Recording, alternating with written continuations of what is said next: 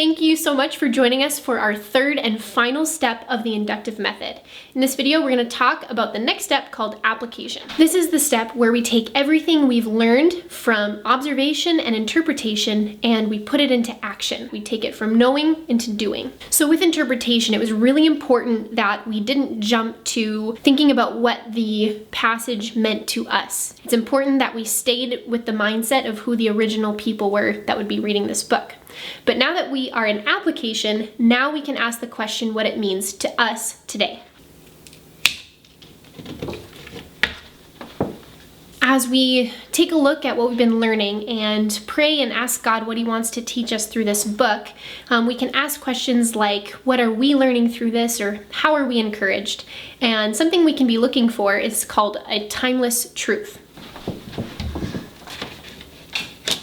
And as we find these timeless truths, these are what take us from interpretation over to application. And timeless truths are really any truth that we find from the Bible that is true regardless of time. An example would be, as we read in the Old Testament, we're told, do not steal. So that was true in the Old Testament, and that's true for us today. In the handout that you have, we'll also give you a list of different example questions to ask to help you start thinking about the different truths that you can pull from this passage. Some examples being, are there attitudes that I need to change? Is there something that needs to change in my relationship with God? And sometimes it doesn't always need to be about us, but we can have different questions that apply to the things around us. So how do these truths apply to my family? How do these truths apply to my church? Or how do these truths apply to my village or town? So we've been looking at Jeremiah 29 as an example passage of how to really use this method. So now that we're in application, we can talk about how that truth would apply to us today.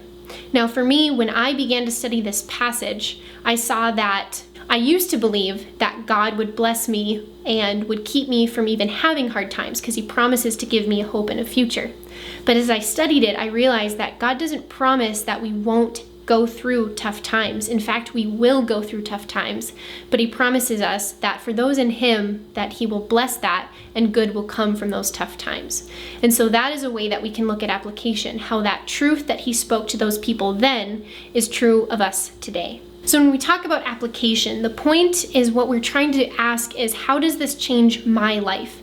The first steps of observation and interpretation is really about the head knowledge of the Bible. And as we move into application, it's now about the heart and what we need to do to change our lives in light of what God taught us through those first two steps. So now we've made it through all three steps of the inductive method, and I am so glad that you joined us for all three of those. It has been so fun to do this with everyone, and I just want you to remember that inductive Bible study is one of the many ways that you can study the Bible. It's not the only way, but it's a really good thing to give you the tools to know how to study the Bible for yourself. It's important that you know that you are very capable of doing that, and you don't have to rely on other people to tell you what to believe. You have the tools to do that for yourself. Thank you so much for joining us, and I really hope that you've been blessed, and just know that I've been praying for you, and just pray that God would really encourage you through this method and that you are motivated to go and start studying on your own.